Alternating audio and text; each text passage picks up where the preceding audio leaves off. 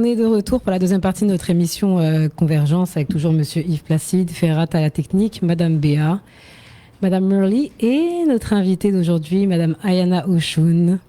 Je pense qu'on la connaît tous, mais peut-être pas. On est très heureux de vous recevoir. Merci d'avoir accepté notre invitation. Je vais commencer avec une question. Donc pour ceux qui ne nous connaissent pas, je pense qu'ils sont très peu sur Terre, mais je vais quand même vous demander est-ce que vous pouvez vous présenter, s'il vous plaît? Oui, donc Ayana Oshun, je suis réalisatrice, comédienne, productrice, scénariste. Je travaille dans le milieu du cinéma et de la télévision depuis de nombreuses années. J'ai réalisé au cours des 3 dernières années, 2 documentaires, Le mythe de la femme noire, sorti en 2023, et La fête des pères, sorti en 2025. Là, j'en réalise un nouveau qui sort en 2026, qui s'appelle En scène. Nice. Est-ce que vous pouvez nous dire quelques mots? J'ai fait beaucoup de recherches, j'ai pas lu ça. C'est mon premier long métrage de fiction, je peux dire. D'accord. Et c'est un drame. C'est comme la vie, comédie romantique, drame comique, je sais pas comment l'appeler. Tragicomédie. Ouais, voilà, exact. Donc, on est, comme l'a dit, très, très heureux de vous recevoir. Et puis, donc, on a parlé un peu tout à l'heure, en première partie d'émission, de votre documentaire, donc le mythe de la femme noire. On a parlé un peu aussi du mythe, ce que ça signifiait.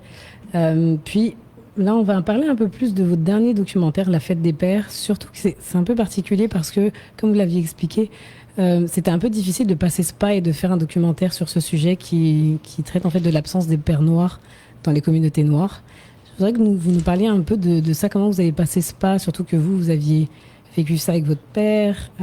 C'est la même chose pour moi. Je ne sais pas pour Béa et Murley, mais en tout cas, c'est quelque chose de très présent dans nos communautés. Donc, comment vous avez passé le cap pour réaliser ce dernier documentaire? Mais ça a été extrêmement difficile, justement parce que, comme vous le dites, c'est un sujet extrêmement tabou. Juste moi, de dire que j'ai eu un père absent, ça a été quelque chose de le dire parce que j'avais beaucoup de sentiments je vais le dire, de culpabilité. Et le fait de le dire et ensuite de faire le pas d'en parler en public dans un film pour essayer non seulement de briser ce tabou, mais aussi de partager qu'est-ce que ça fait dans la vie de femmes en particulier, de grandir sans père. Puis on parle d'absence aussi bien physique qu'émotionnelle.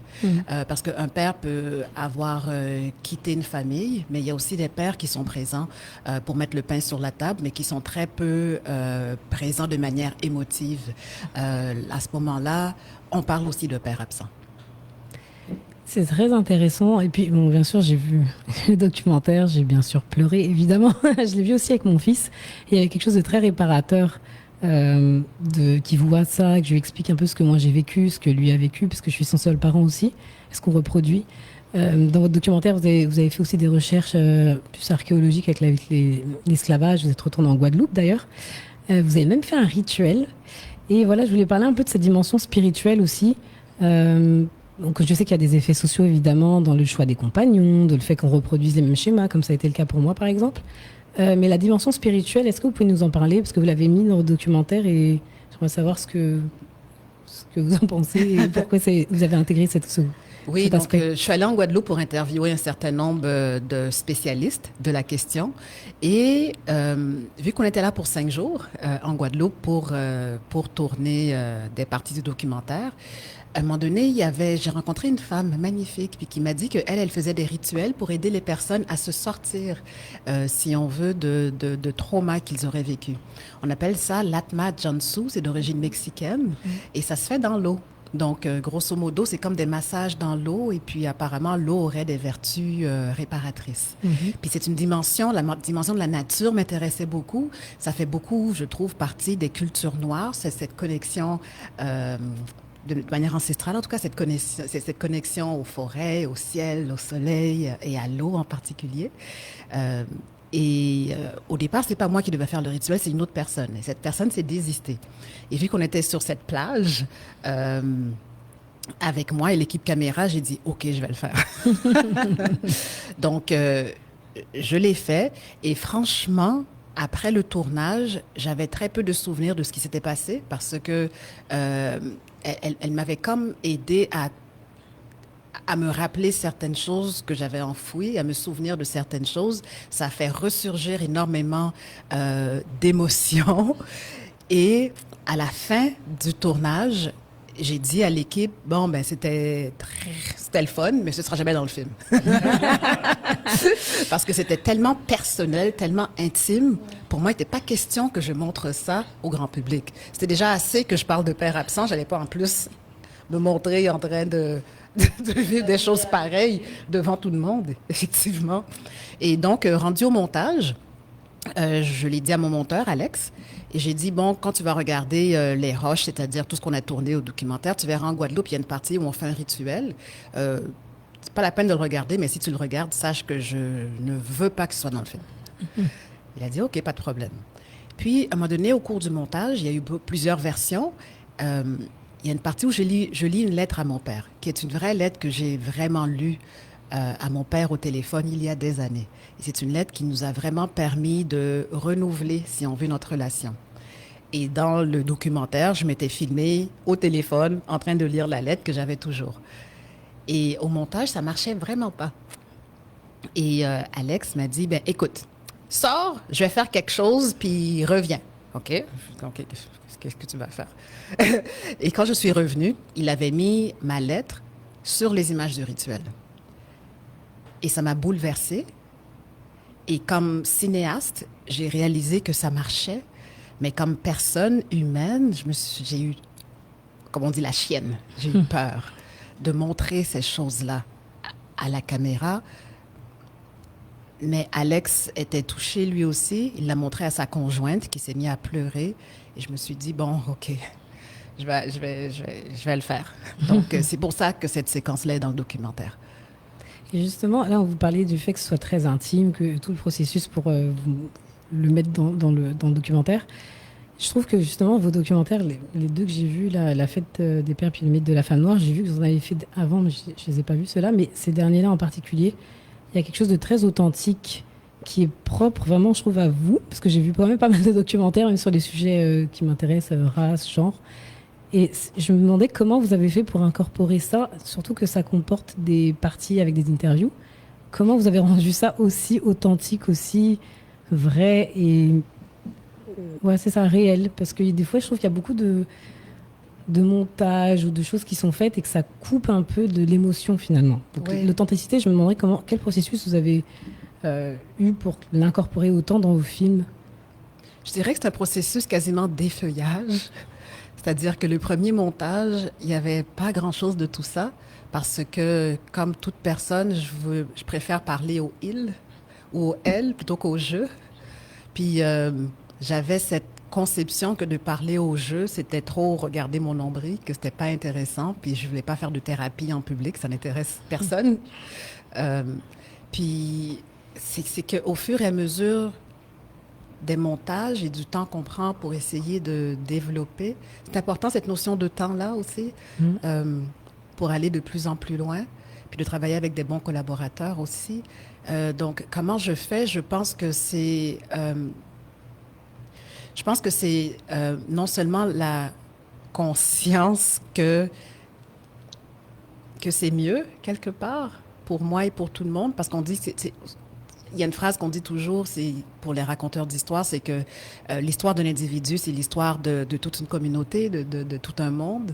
Donc, de m'exposer comme ça, éventuellement, je me dis, bon, peut-être que ça intéresse, puis peut-être que ça touche quelque part.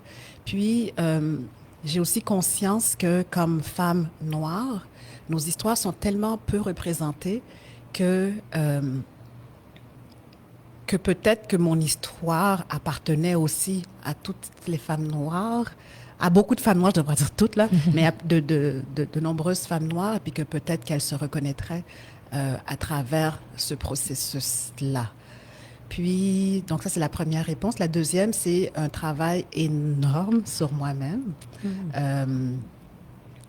Voilà, c'est un travail énorme sur moi-même, sur mes émotions, sur ce qui se passe dans ma tête, sur mes pensées et tout ça, qui font qu'éventuellement, au fur et à mesure que je gagne en âge, je réalise que je suis fatiguée des secrets et de garder des choses pour moi.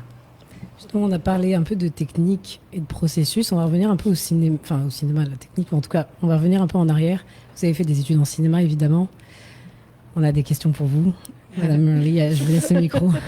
Merci, Tamara. Mais si on va au côté beaucoup plus technique dans le cinéma, comment gérez-vous la direction artistique quand vous faites les tournages de façon générale? Parce que je sais que c'est pas une petite tâche. Vous avez parlé des montages tout à l'heure. Oui. Donc, au niveau de la direction artistique, comment ça se passe? Bien, en documentaire, au Québec, en tout cas en Occident, avant de pouvoir faire un film en documentaire, il faut l'écrire. Ça paraît contradictoire parce qu'un documentaire, on va au-devant de la réalité puis on ne sait pas ce que les gens vont dire. Mais malgré tout, on nous demande de faire un rapport de recherche, ce qui est normal, puis après de scénariser. Donc, déjà là, il y a plusieurs versions et déjà, ça donne une direction. Okay. Ça nous permet d'être financés, puis ça nous permet aussi, rendu au tournage, de ne pas tout filmer, mais de choisir ce qu'on filme, de choisir les questions. Et malgré tout, quand j'interviewe les gens, c'est très long. Ouais. Votre équipe vous le dira. Ça finit plus mes questions parce que ça m'intéresse énormément quand j'interviewe des gens. Pour le mythe de la femme noire, je me rappelle, c'était une demi-journée, c'était 4 heures d'entrevue par personne, 4 à 5 heures.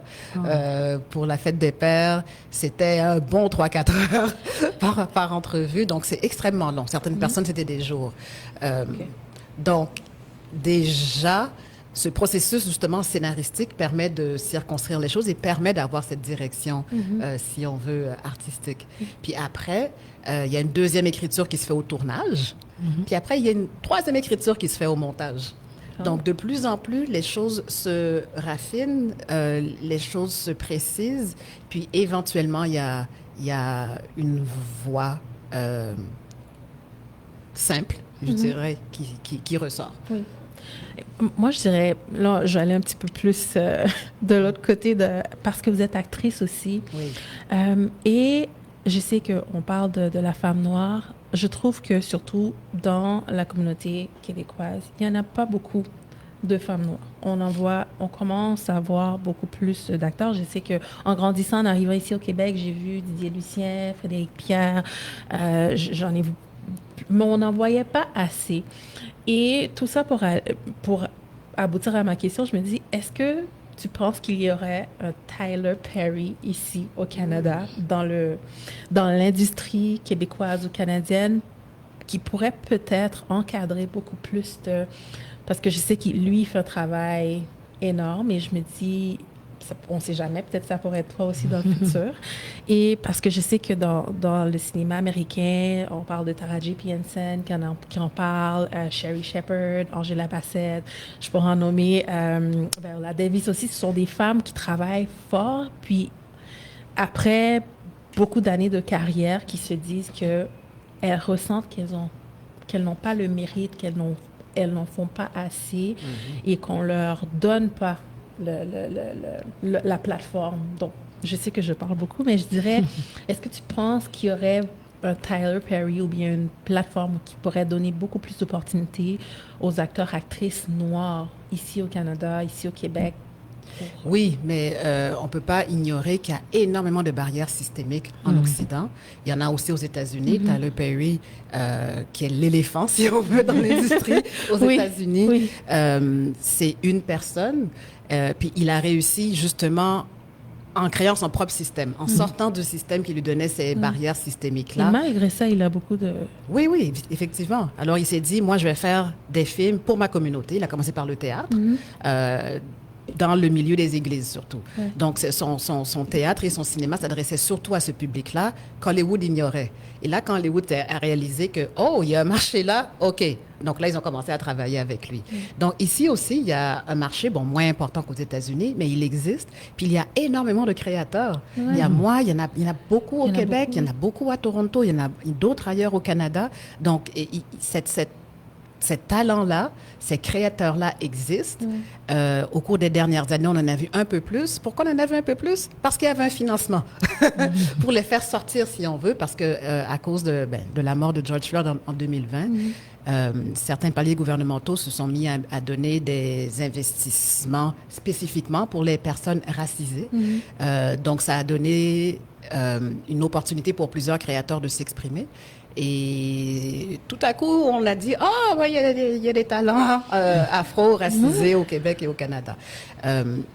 Donc, c'est non seulement une question de développement de carrière, développement personnel, développement éducatif, mais c'est aussi une question de détruire les barrières systémiques qui existent ou de créer son propre système. Et c'est des choses qui prennent du temps. Est-ce que tu penses que c'est difficile de créer son propre système? Oui, bien sûr. Ici au Québec? Bien sûr, peu importe le domaine dans lequel on travaille, dès qu'on sort du système, il y a tout à inventer, il y a tout à faire. Je veux dire, c'est un travail énorme. Il est possible, mais je pense beaucoup à la force du groupe. Je pense que si on se mettait ensemble pour essayer de faire des choses ensemble, que ça irait plus vite et plus loin. Donc, tout seul, c'est très difficile. OK. Très petite. Oui, parce que dans le fond, il y a quand même Natif TV qui est venu. Est-ce que tu penses que justement c'est une bas vers une bonne direction au niveau des créateurs noirs racisés? Ah oui. C'est grâce à Natif TV que le mythe de la femme noire a pu voir le jour, parce que c'est un film avec lequel je suis allée à plusieurs diffuseurs de documentaires. Ils ont tous dit non. Et à un moment donné, lors d'un 5 à 7, il y a Natif. Un 5 à 7, je pense, c'est en 2018. Cet homme, M. Roux, il était dans un 5 à 7, puis il présentait « je vais sortir une nouvelle télé qui s'appelle Natif TV, surveillez vos choses. » Alors, je suis allée le voir, j'ai dit « tu vas ouvrir une télé, est-ce que tu as une licence du CRTC? » Il a dit « Oui. » J'ai dit « Ah, OK, mais tu sais, j'ai un film que je voudrais faire et puis ça traite des stéréotypes associés aux femmes noires. » Puis il a dit « moi, ça me touche parce que c'est un homme noir, il a une femme, une mère, des sœurs et tout ça. » Puis il a dit « Je comprends ce que tu veux faire, viens me voir. » Et puis, grâce à ça, parce qu'en cinéma, avec une lettre, on peut aller chercher du financement. Donc, grâce à ça, j'ai pu avancer dans le processus d'essayer de trouver du financement pour faire le mythe de la femme noire. Donc, ils ont été extrêmement importants dans le processus pour le mythe de la femme noire. Je suis très contente d'entendre ça. Madame Ayana, Oui. Votre vrai nom, c'est... Tetchena Bélange. Mais mon nom de naissance, c'était Tetchena Bélange. Est-ce que je peux savoir pourquoi vous avez choisi un nom d'artiste, Ayana? Oui, je l'ai choisi parce qu'il y a plusieurs années, j'avais réalisé un documentaire qui s'appelle Les Mains Noires, qui traitait de l'esclavage en Nouvelle-France à travers le personnage de Marie-Joseph Angélique. Okay. Et à la fin de ce processus de production de ce documentaire, je me suis demandé quel était l'héritage de l'esclavage pour moi dans ma propre histoire. Donc, je me suis mis à faire des recherches sur moi, sur qui j'étais, au-delà d'être née de parents haïtiens, d'où venaient mes grands-parents. Donc, de savoir de quel pays d'Afrique, en fait. Okay. Et donc, la seule manière de le savoir, pour moi, pour beaucoup d'afro-descendants, en fait, c'est à travers le test d'ADN, parce que les ponts ont été coupés. Entre les Caraïbes et l'Afrique. On ne peut pas savoir qui étaient nos ancêtres, comme les Québécois peuvent le faire, les Québécois blancs peuvent le faire, savoir, mes arrière-grands-parents venaient de telle région de la France. Nous, c'est difficile. Donc, à travers le test d'ADN, mes ancêtres viendraient de la région qui couvre le Congo, le Nigeria, le Cameroun, une section du Bénin et tout ça. Et je me suis dit, j'aimerais ça que mon nom reflète ça. Et donc, il y a un fleuve qu'on appelle Oshun en Afrique, et c'est aussi une divinité associée à l'amour et à la guérison. Et je me suis dit qu'en adoptant ce nom-là, quelque part, ça guérissait cette histoire de violence et c'est aussi une manière de me réapproprier ancestralement qui j'étais. Et Tetchena est d'origine slave, c'est un nom que j'aime beaucoup. Mais je ne suis pas slave. Et donc, j'ai fait des recherches pour voir quel prénom m'irait. Je me suis dit, et quand j'ai trouvé Ayana, qui est un nom africain aussi, qui veut dire jour lumineux, je me suis dit, ça me convient. Bon, d'accord. Merci beaucoup. J'ai une autre question. Je vais vous citer. Au-delà de tout projet militant, Ayana Oshun insiste à dire que son film est avant tout un film sur la condition humaine et sur la dignité de vivre. Pour le mythe de la femme noire? Oui, le mythe de la femme noire. Alors, ma question, ça va comme c'est. Est-ce une revendication, le mythe de la femme noire? Oui, c'est entre autres une revendication. C'est une revendication pour moi comme femme noire et pour de nombreuses femmes noires qui ont vu le film et qui sont venues me parler après, à assumer une identité qui nous est propre et arrêter d'essayer de ressembler à tous ces stéréotypes négatifs qu'on nous lance à la figure dans les médias occidentaux. D'accord. Mais est-ce que vous pouvez mettre le doigt sur quelques mythes? Parce qu'avant votre arrivée, on a discuté ensemble, mais on n'arrivait pas à sentir ce qu'on appelle le malaise. Mais c'est sûr qu'il y a Madame Béatrice qui a dit qu'il y a un bon côté, comme il y a des mauvais côtés. Mais est-ce que vous pouvez mettre le doigt sur les malaises? Quelques mythes. Bien sûr. Quand on parle, par exemple, du mythe de Jézabel, donc c'est le mythe de la femme noire hypersexualisée. Exact. Donc, un des problèmes de ce mythe-là, c'est que il a été inventé de toutes pièces pendant la période esclavagiste, où on disait que les femmes noires étaient des diablesses qui cherchaient à détourner les hommes du droit chemin en les séduisant avec leur corps. Bon, Donc, ce que ça fait, c'est que non seulement ça cautionnait les propriétaires d'esclaves qui les violaient, parce qu'ils disaient c'est de leur faute, parce que c'est elles qui m'ont séduite, mais en plus, avec les années, ce stéréotype-là est devenu tellement ancré dans l'inconscience collective que des systèmes sérieux, comme le système de justice, l'ont intégré. Dans le film, il y a un exemple où il y a une juge qui jugeait un procès de 2 hommes noirs qui avaient violé une jeune fille noire, donc pour viol collectif. Et puis, les preuves étaient là, puis c'était clair qu'ils étaient coupables. Et ce qu'elle a dit, la juge, c'est que, oui, ils sont coupables, mais étant donné les relations particulières qui existent entre les hommes noirs et les femmes noires, c'est-à-dire les femmes sont des Jézabel et les hommes sont les hommes noirs sont intrinsèquement bruts et violents, vu que c'est normal, quelque part, pour eux autres, ce qu'elle a fait, c'est qu'elle a donné aux hommes une sentence bonbon d'aller travailler dans la communauté. Alors que dans d'autres communautés, un homme coupable de viol, il va en prison.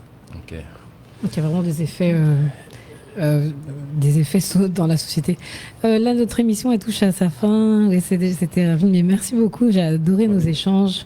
Je voulais juste vous laisser la parole pour me dire où on peut voir, parce que je sais que votre documentaire La Fête des Pères, il est sorti. Est-ce qu'il est disponible en VOD? Enfin, nous dire où on peut les voir. Oui, d'accord. Donc, la version courte est disponible sur tout.tv. Donc, c'est la version de 52 minutes. Et la version long métrage qui est sortie au cinéma, elle est disponible dans différents festivals. Elle va être dans 2 festivals cet automne. Surveillez mes médias sociaux pour voir quand, parce qu'ils l'ont pas encore annoncé, donc je peux pas le dire. Mais il y a des festivals qui continuent à le diffuser. Et je serai là pour échanger avec le public dans des questions-réponses. Il va aussi être diffusé à Paris en septembre. Je vais y être aussi dans un festival là-bas. En Guadeloupe, encore éventuellement. Ils viennent gagner un prix en Guadeloupe, d'ailleurs, au festival Le Nouveau Regard. Félicitations. Ouais, merci. Et ils continuent à faire différents festivals. Il y a un distributeur américain qui s'y intéresse. Donc, ça va bien. Très heureuse. Merci. Félicitations. Bon, alors, je vous remercie, Madame Tatiana Ochon. Ayana Ochun. Ayana Ochun a choisi son nom et son prénom. Ayana Ochon, pour votre participation à l'émission. Merci. C'est un réel plaisir. Également. Je pense qu'1 heure n'est pas suffisant. Moins d'1 heure. Ouais. 20 minutes. Merci beaucoup. Merci.